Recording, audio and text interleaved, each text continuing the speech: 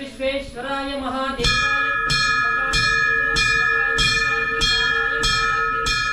గోవింద ఏడుకొండలవాడ వెంకటరమణ గోవింద గోవింద జై బల జయ జయ బల శ్రీనివాస గోవింద గోవింద లక్ష్మీనారాయణ లక్ష్మీ నరసింహ జై బల జయ జయ బల Govinda Narayana Narayana. Hi nature lovers, ఎలా ఉన్నారు? జాపాలి తీర్థం లేదా జాబాలి తీర్థం ఇది ఒక తపోస్థలి. తిరుమలలో నెలకొన్న పవిత్ర తీర్థాలలో ధర్మపద, జ్ఞానపద, ముక్తిపద, భక్తిపద తీర్థాల పేరిట 108 తీర్థాలు పరివేష్టితమై ఉన్నాయి. జాపాలి తీర్థం ఈ 108 పుణ్య తీర్థాలలో ఒకటి. ఇప్పుడు మనం జాపాలి తీర్థం గురించి జై బాలాజీ గారు చెప్పింది విని తర్వాత మనం జాపాలి తీర్థ హిస్టరీని తెలుసుకుందాం. రండి, ఇక్కడ మనం జపాలి తీర్థానికి వెళ్దాము. రండి, కొంత మిగతాది మనం జపాలి దగ్గర వివరించబడుతుంది. ఇది జపాలి యొక్క విశేషాలు మనం తెలుసుకునేదానికి. జపాలి అంటే ఆంజనేయ స్వామి ఇక్కడ పుట్టాడు అది ఇది అంటున్నారు. జయ బాలాజీ ఎన్నో విధాలుగా ఉంటాయి. భగవంతుడి యొక్క అనుగ్రహం ఎట్లా ఉందంటే ఈ తిరుమల క్షేత్రంలో ఒక మహర్షి జపాలి మహాముని అని జపాలి ఋషి అని ఇక్కడ ఆయన ఋషి యొక్క స్థానం ఇది. ఆ ఋషి ఇక్కడ ఎందరో శిష్యులకి భగవంతుని యొక్క విశేషాలు, భగవంతుని యొక్క భక్తి ప్రవర్తనలతో విద్యా అభ్యాసము వాళ్ళకి శిష్యులకి సేవలు చేసి స్వామివారి లీలలు చెప్పేదానికి ఎంతో వచ్చిన వాళ్ళందరికీ వెంకటాచల మహత్యాన్ని వర్ణించుతూ ఉంటారు. కాబట్టి అలాంటి వాళ్ళందరికీ చెప్తా ఇక్కడ జపాలి అయిన మహాముని ఋషి తపస్సు చేసే కాబట్టి ఇది ఆయన సంకల్పం చేత ఆయన పేరులో హనుమంతుడు సాక్షాత్తుగా ఆయన చెప్పే వినే హనుమంతుడే స్వయంగా ఇక్కడ ఉన్నారు. కాబట్టి ఆయన ఈ రోజుకి మనం జపాలి తీర్థంలో హనుమంతుడిని సేవించగలుగుతాము. జై బాలాజీ. జై బాలాజీ. మిగతా స్టోరీ మొత్తం మనం జాపాలి దగ్గరికి వెళ్ళిన తర్వాత మళ్ళీ బాలాజీ స్వామి గారు మొత్తం చెప్తారు. ఆ జాపాలి తీర్థం యొక్క మహత్యం మొత్తం మనకి చెప్తారు. తిరుమల వెంకటేశ్వర స్వామి ఆలయానికి వాయవ్యంగా 3 కిలోమీటర్ల దూరంలో జాపాలి తీర్థం వెలసింది. ఈ జాపాలి తీర్థానికి వెళ్ళే జర్నీ కూడా అంతే అద్భుతంగా ఉంటుంది. ఎందుకంటే ఈ శేషాచలం అడవిలో అందాన్ని వర్ణించాలంటే ఎవరి వల్ల కాదు. చూసారుగా ఎంత చిక్కుగా ఉంటాయో ఫారెస్ట్లు అన్నీ ఇక్కడ. అంటే ఎండంటూ పడదు, మొత్తం చల్లగా నీడగా ఉంటుంది. అవునా? అంతే. జనరల్గా మీకు ఇంత థిక్ ఫారెస్ట్ మన ఈ సైడ్ మాత్రం చూడగలదు. అవును, మనం చూడవచ్చు. పక్క అయితే మీకు ఇలా కనబడదు. ఇక్కడ మాత్రం మనకి ఇలా థిక్ ఫారెస్ట్ కనిపిస్తుంది. చాలా థిక్గా ఉంది. ప్లస్ నీకు చెట్లు కూడా చాలా పొడుగ్గా ఉంటాయి. చాలా ఏళ్ళ నుంచి ఉన్న చెట్లు అన్నమాట ఇవి. అటుపక్క ఉన్నాయి కానీ చాలా వరకు అవి ఉరుములు వాటి వల్ల కాలిపోవడము, ఫారెస్ట్ కాలిపోవడంలో పోవడము అలా ఇక్కడ అలా ఛాన్స్ లేదన్నమాట ఇక్కడ. అంటే ఇటు జనాలు కూడా అంటే ఇవే చాలా తక్కువ వచ్చేది. అవి చూడండి. అలాగే మనం ఇప్పటి వరకు ఈ 108 పుణ్యతీర్థాలలో గరుడ తీర్థాన్ని, గంధర్వ తీర్థాన్ని, దశావతార తీర్థాన్ని, ఆశ్రయ తీర్థాన్ని మరియు ధ్రువ తీర్థాలను చూశాం కదా. దట్టమైన శేషాచలం అడవిలో రణగణ ధ్వనులకు దూరంగా ప్రశాంతమైన ఆహ్లాదకరమైన ఆధ్యాత్మిక వాతావరణంలో జాపాలి తీర్థం ఉంటుంది. ఫ్రెండ్స్, హనుమంతుని జన్మస్థలం గురించి అనేక వివాదాలు ఉన్నాయి. మనం అలాంటి వివాదాల జోలికి వెళ్లకుండా మన తిరుమల తిరుపతి దేవస్థానం వారి అభిప్రాయాన్ని ప్రామాణికంగా తీసుకొని హనుమంతుని జన్మస్థలం గురించి చెబుతున్నాను. ప్రకృతిలో ఎంత ఆనందంగా ఉందంటే వాళ్ళు సేవించే వాళ్ళకి ఈ దారిలో వచ్చి అనుభవించే వాళ్ళకి తెలుస్తుంది. ఎందుకంటే ఇంత పెద్ద ఒక్కొక్క వృక్షం చూడు చక్కగా ఉన్నాయి, ఎంత చక్కగా ఉన్నాయి. ఆ చక్కగా ఉండే వృక్షాలలో కొన్ని నామ ఆకృతిలో ఉన్నాయి. ఏ చెట్టు చూసినా అక్కడ ఒక నామాకృతి, ఇక్కడ ఒక నామాకృతి, ఈ పక్క ఒక నామాకృతి, అన్నీ సాక్షాత్తు అంజనాదేవి తపస్సు చేసిన యొక్క తల్లి హనుమంతుని ఇక్కడే ప్రతిష్ట జరిగింది. కాబట్టి స్వామివారు సాక్షాత్తు ఇక్కడ నుంచే అంజనాదేవి యొక్క సంకల్పం నెరవేరింది. కాబట్టి మంచి ప్రకృతిలో విశేషమైన బలవంతుడు, గొప్ప శక్తివంతుడు, గొప్ప జ్ఞానవంతుడు, హనుమంతుడికి సాటి ఇంకొకరు లేరంత వాయువేగం కానీ ఇంకొకరు ఉండరు. ఎందుకంటే సాక్షాత్తు జయ బా ఎంత అద్భుతంగా కనిపిస్తుందండి బ్యాక్గ్రౌండ్, మొత్తం పచ్చగా ఎత్తైన చెట్లు. శ్రీరాముడు సీతాన్వేషణలో భాగంగా దండకారణ్యంలో తిరుగుతూ ఇక్కడ ఉన్న జాబాలి మహర్షి ఆశ్రమాన్ని దర్శించాడని శ్రీ వెంకటాచల మహత్యం గ్రంథంలో చెప్పబడింది. ఇంత నేచర్ ఉంటుందని నేను ఎక్స్పెక్ట్ చేయలేదు. ఎత్తైన చెట్ల మధ్యలో కొండ మీద నుంచి కిందకి నెట్ట నిలువుగా కిందకి దిగుతున్నాం అనమాట. ఓ చాలా అద్భుతంగా ఉంది ఈ నేచర్ అయితే. స్వామి రావాలి. జై బాలాజీ, జై బాలాజీ. జై బాలాజీ. చాలా నా బ్యాక్ సైడ్ చూడండి ఇలా ఉంది. ఇలాంటి ఫారెస్ట్లోకి వెళ్తున్నాం అన్నమాట. మొత్తం ఇంకా డబ్బునికి వెళ్తున్నాం మనం. స్వామి జై బాలాజీ. ఏంటి స్వామి ఇటేనా? దారి మార్చనా ఏమన్నా? స్వామి ఇటు వచ్చేసాయండి, ఇటు ఉందలే. కాబట్టి చెట్లు ఇలా పడిపోయి ఉన్నాయి అన్నమాట వెనక. ఆ చెట్ల సందులో నుంచి వెళ్ళాల్సి వస్తుంది. జాపాలి తీర్థాన్ని చేరుకోవటానికి 3 దారులున్నాయి. మొదటి మార్గం పాప వినాశనం చేరే మార్గం మధ్యలో ఉన్న మెట్ల మార్గం ద్వారా జాపాలి తీర్థాన్ని చేరుకోవచ్చు. ప్రస్తుతం అందరూ ఈ మార్గాన్ని ఉపయోగిస్తున్నారు.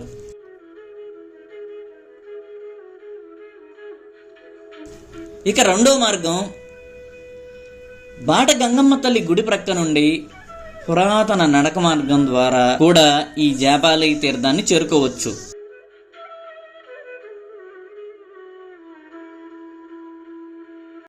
అదేవిధంగా ఎక్కువ మందికి తెలియని మార్గమైన ధర్మగిరికి వెళ్లే మార్గం మధ్య నుండి దట్టమైన అడవిలో ఒత్తైన చెట్ల మధ్య నుండి నడుచుకుంటూ జాపాలి తీర్థాన్ని చేరుకోవచ్చు. ఈ వీడియోలో మనం ఈ దారిలోనే జాపాలి తీర్థాన్ని చేరుకోబోతున్నాం. మీరు ఆల్రెడీ అన్ని వీడియోస్లో అందరూ వెళ్ళే మార్గాన్ని చూశారు కదా. ఆహా చూసారా జాబాలి తీర్థం ఎంత అద్భుతంగా ఉందో, సూపర్గా ఉంది. ఇక్కడ నుంచి మనం జాబాలి తీర్థం దగ్గరికి వచ్చేసాము. ఇదిగోండి జాబాలి. యాక్చువల్ జాపాలికి మూడు మార్గాలు ఉన్నాయి యాక్చువల్గా. ఒకటి డ్యామ్ నుంచి రావచ్చు, ఒకటి మెయిన్ వచ్చేసి మనం మెయిన్ రోడ్ మీద నుంచి రావచ్చు. రోడ్ లో వచ్చేసి అంటే పాప వేసిన మెట్లు ఉంటాయి, అవును, కొంచెం ఎగుడుగా ఉంటుంది, దాని నుంచి రావచ్చు. ఇది ఫారెస్ట్ రూట్ అనమాట. ఇది మనం ఫారెస్ట్ రూట్ వచ్చాం. అబ్బో ఈ మార్గంలో మొదట మనం ధ్రువతీర్థాన్ని, తరువాత సీతాగుండాన్ని దాటి ఇంకా కొంచెం ముందుకు వెళితే ఆంజనేయ స్వామి గుడిని చూస్తాం. ఆ గుడికి ముందు ఉన్నదే రామగుండం. ఫ్రెండ్స్, ఈ వీడియోలో నేను సీతమ్మ తల్లి గుండాన్ని సీతా తీర్థం అని తప్పుగా చెప్పాను. అలాగే సీతమ్మ తీర్థాన్ని కూడా మీకు త్వరలో చూపిస్తాను. ఆల్రెడీ మీకు ధ్రువతీర్థాన్ని లాస్ట్ వీడియోలో చూపించాను. కాబట్టి ఇప్పుడు మనం డైరెక్ట్ గా సీతాగుండాన్నే చేరుకుందాం. బా ఇంత పెద్ద చెట్లు ఉండే జాపాలిలో.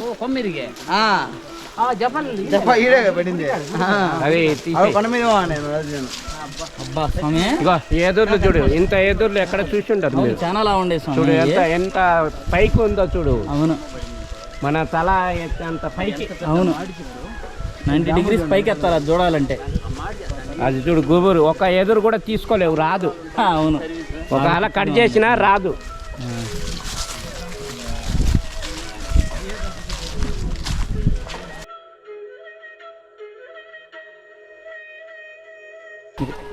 ఇక్కడ చూడు చెట్టుని అల్లేసింది అది. ఓకే. ఓహో స్వామి, సర్పాలు మాదిరిగా అక్కడ చూడు గుంపులు. అవును స్వామి, అది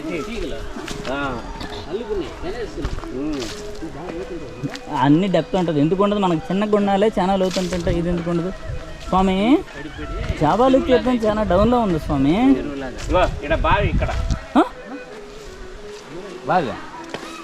ఓహో అవును స్వామి, అదిగోండి బావి. తీర్థం కనపడుతుంది. మనం డౌన్కి అటు వెళ్ళినప్పుడు దాన్ని ఒకసారి చూద్దాం స్వామి. ఇటే కదా మనం దిగేది.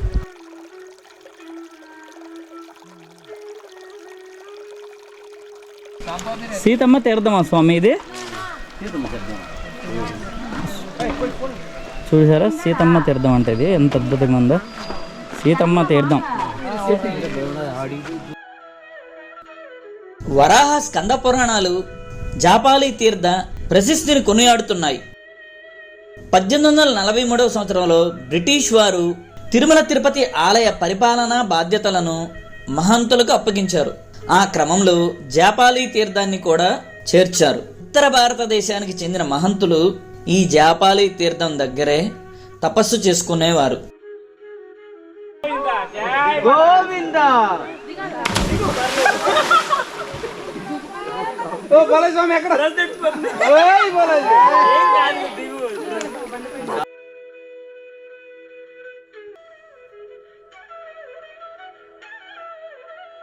సీతమ్మ ధార తీర్థంలో జై బాలాజీ స్వామి వారి గంగా హారతి. జై బాలాజీ, జై బాలాజీ, జై బాలాజీ, జై బాలాజీ, జై బాలాజీ, జై బాలాజీ, జై సీతమ్మ తీర్థం, జై సీతమ్మ తీర్థం, జై సీతమ్మ తీర్థం, గోవింద గోవింద గోవింద గోవింద. ये गंगा माता का आरती है, सब ले लो, सब गृह का सब शांति दुख मिट जाएगा, सब शांति के लिए जीवन వెంకటరమణ గోవింద ముక్కులవాడ అనాథ రక్షక గోవింద, లక్ష్మీనారాయణ లక్ష్మీ నరసింహ గోవింద.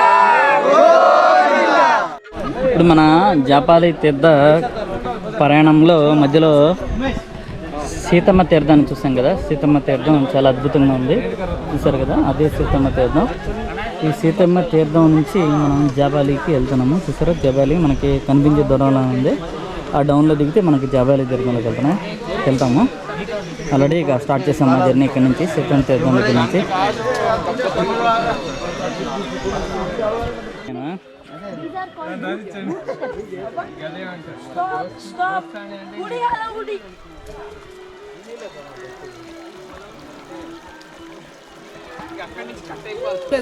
జై బాలాజీ. జపాలి హనుమాన్ ఆలయం బ్యాక్ సైడ్ పురాతనమైన బావి జై బాలాజీ స్వామి అయితే మాకు చూపిస్తున్నారు. జై బాలాజీ. చూడతా సింధు గారు, బావి అంటే ఎట్లుంటది ఏంది, ఎంత కోనేరు మాదిరి ఉంటుందా ఏంది? బావి అంటే బావి మాదిరి కనపడిందా లేదా? స్వామి అంటే కోనేరు మాదిరి ఉండదు, చెరువు మాదిరి ఉండదు, తెలియదు కదా. బావి బావిలాగానే ఉంటది అంతేనా స్వామి? పురాతనమైన బావి తీర్థం జపాలి తీర్థం.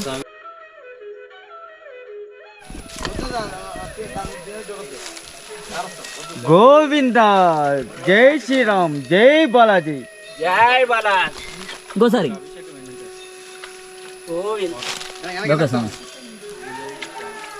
వర్షం వస్తే భలే ఉంది కదా ఫీలింగ్. జై సీతారాం, జై బాలాజీ, జై సీతారాం, జై సీతారాం. ఇప్పుడు జాపాలికి వచ్చాము. ఆ పై హైట్లో ఆ డౌన్లో ఉంది సీతమ్మ తీర్థం. ఆయన రవి గారు రండి. మీరు ఎక్కడి నుంచి వచ్చింది? ఆయన చెన్నై నుంచి వచ్చారు. హైదరాబాద్ నుంచి వచ్చారా? తెలుగేనా? తెలుగు అర్థమవుతుందా? అవుతుందండి. Okay okay. అబ్బా భలే ఉందిలే. అంటే ఇక్కడ అంటే ఎండ పడకేలా పాచి పట్టిపోయింది అనమాట. భలే పచ్చగా ఉంది చెట్టు, ఆకాశంలో ఉంది. ఇది ఈ బ్రిడ్జ్ చూడండి, జాబాలి తీర్థం అనమాట. జాబాలి తీర్థం దగ్గర జాబాలి టెంపుల్ అంటే ఆంజనేయ స్వామి టెంపుల్. మన బాలాజీ స్వామి దగ్గరికి ఈ టెంపుల్ మహత్యం తెలుసుకున్నాము.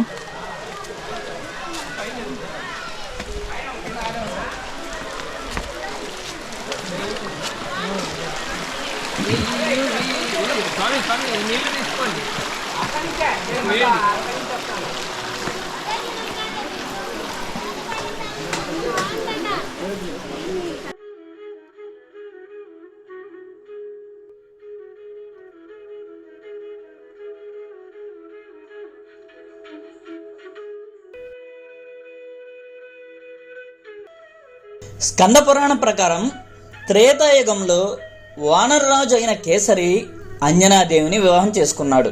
వివాహం అయినా కానీ వారికి చాలా సంవత్సరాలు సంతానం కలగలేదు. కాబట్టి అంజనాదేవి పుత్ర సంతానం కోసం మాతంగ మహర్షి సలహా మేరకు ఆకాశగంగ సమీపంలో 12 సంవత్సరాలు తపస్సు చేసింది. ఆ తపస్సుకు మెచ్చిన వాయుదేవుడు అంజనాదేవికి ఒక ఫలాన్ని ప్రసాదంగా ఇస్తాడు. ఆ ఫలాన్ని తిని అంజనాదేవి హనుమంతుని కుమారునిగా పొందింది. అంజనాదేవి తపమాచరించిన పర్వతం కావటం వల్ల ఈ కొండకు అంజనాద్రి అనే పేరు వచ్చింది.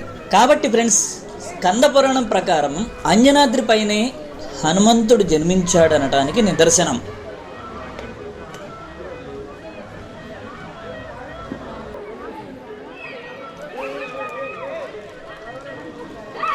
ఈ ప్రదేశంలోనే జాబాలి అనే మహర్షి తపస్సు చేసిన పవిత్ర ప్రదేశం అయినందువలన ఈ ప్రాంతానికి జాబాలి తీర్థం లేదా జపాలి తీర్థం అనే నామం వచ్చింది.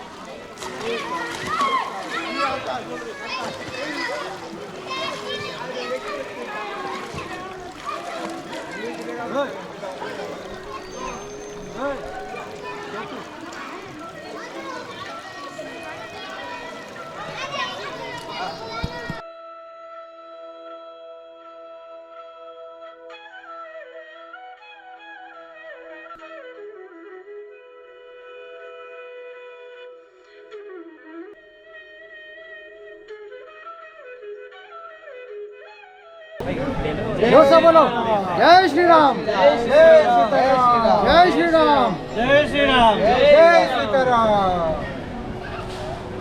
जय सीताराम, जय जापाली हनुमान की, जय सीताराम, जय श्री राम, जय श्री राम.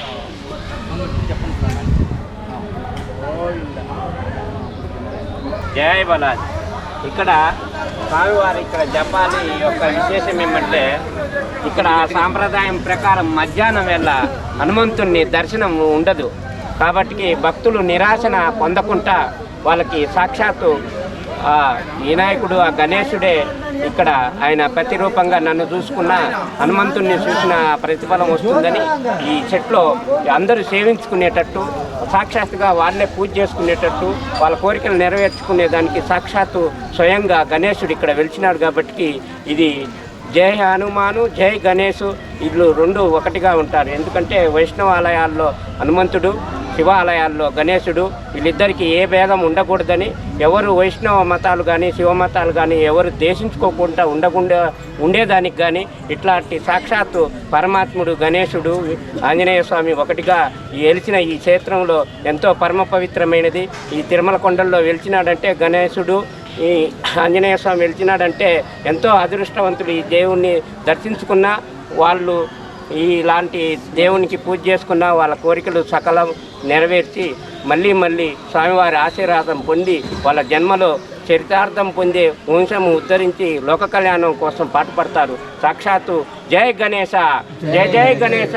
స్వామి ఇప్పుడు జై బాలాజీ. స్వామి ఇప్పుడు ఒకసారి జాపాలి గురించి చెప్పరా?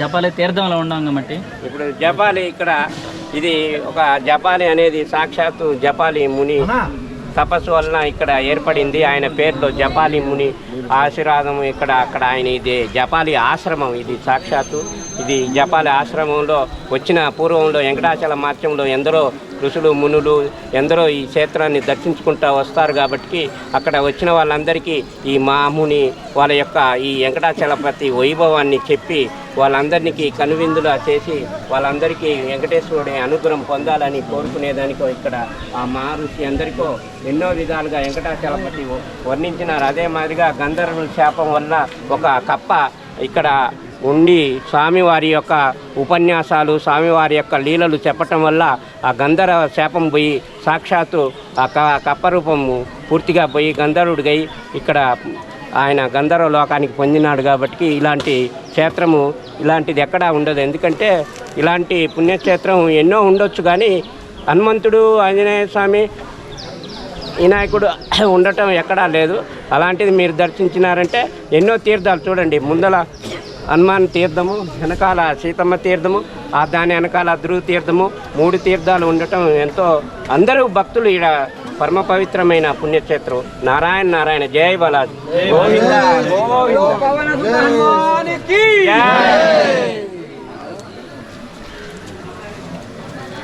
Thank you friends, thank you for watching.